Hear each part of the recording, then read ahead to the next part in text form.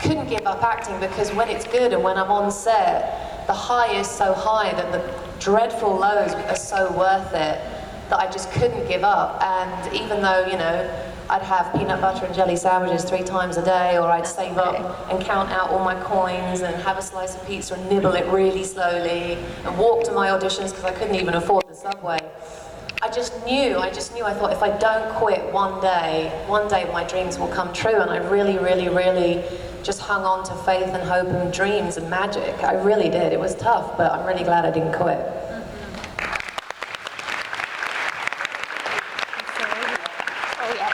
I think most actors will tell you that, exactly what Rebecca said, that it's very rare that an actor gets to go through their career without having that dark period where you doubt yourself, you wonder whether you'll ever get another job. Was that job you just did the last? I've been very fortunate that I never had to take an alternative job because I started as a child, but I certainly had 6, 7 months or 8 months or something where it didn't work, and you start thinking, how do I make a living when I'm really useless at pretty much everything other than doing this? And in a weird way, that lack of choice, that I don't have a safety net, I don't have a secondary thing to go to, is what spurs you on. It's not because, I mean, we do it because we love it, but in my case, I really am good for nothing else. So it makes you go back to the script, do an extra hour of work or an extra 2 hours of work because you think, I've got to get this job because I've got to pay the rent or I've got to eat or whatever. And that no choice is what sometimes spurs you on to fight a little harder or push a little stronger to get that role. So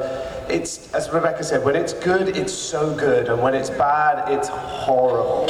So sitting up here in front of all of you fine people and being able to talk about a hit TV show is one of the highlights, and I'm sure all of us feel the same way, that we really feel very blessed to be doing this. So there you go.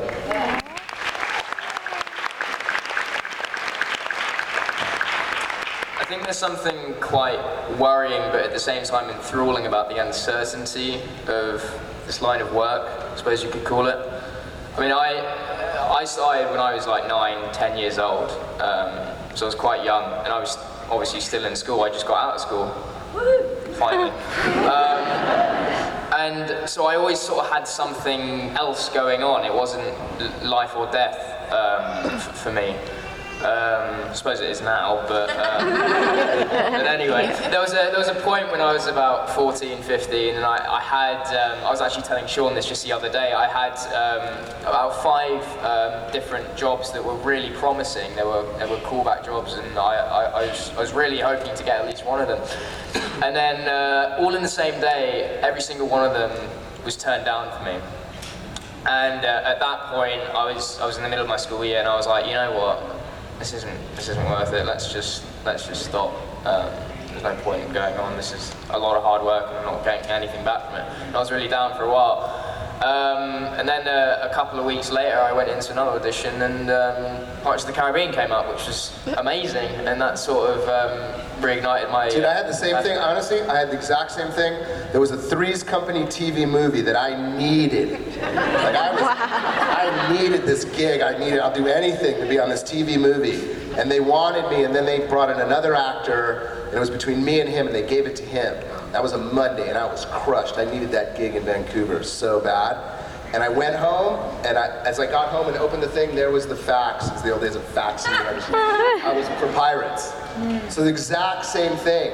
One thing about us in this business, because we've all have these stories, it takes the courage to actually not have another job that gives us the ability. I learned this from Adam Baldwin, because I think he's here, but he told me this story years ago, and he probably doesn't remember it.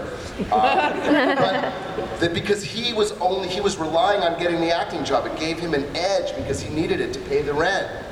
He did put that extra hour in, he did do it, and it spurs you to make it happen for yourself. So we all have it in common. Every actor, if you're feeling this, I sense that you might be an actor, right? We all have it in common. Every time you're woe is me, it's woe is us as artists. Yep. You're not alone. That's right. Every no brings you closer to a yes. Yeah. Every rejection that happens brings you closer to the moment where you're going to get the gig and it's going to be yours. I was crushed I wasn't in Pirates 4. I needed that job. That was only a couple years ago. That was a big payday, Sean, for your information. Because of Robbie K. Do you guys have welfare here? Do you know what welfare is? Yeah, I was on my way to the welfare office, and I had to stop in because I had no money. I had been working as an actor for 10 years and waitressing in between, and I didn't have a job in a long time, and I was out of money. I couldn't pay my rent. I went for lunch with my friends, and everyone else was eating. I ordered coffee, and they said, "What's going on?" And I burst into tears and said, "I need a job, I need a job, I need money." And someone said, "Look, I'm going to take you to the welfare office. Just let them pay your rent, and then you can, we'll figure out next month." And I was so embarrassed to go because I was raised, earn your living, earn your living. So I had to run into my house and grab my ID to go to the welfare office. And when I ran in, there was a message blinking on my answering machine, which back in the day of answering machine, and it was my agent. Saying, that's how old I am. He said, Clint Eastwood has just hired you to be an Unforgiven. You've got 6 weeks work coming up on Clint Eastwood's film. Still have to go and get welfare because I wasn't going to work for 3 weeks. So I went there and they go, should we sign you up for a monthly? I go, no, I'll be good. You know, when I first got to Hollywood, when I first started, in the 80s, when I signed up for the union, they said that, I was told this story by an old timer. He goes, always collect your unemployment.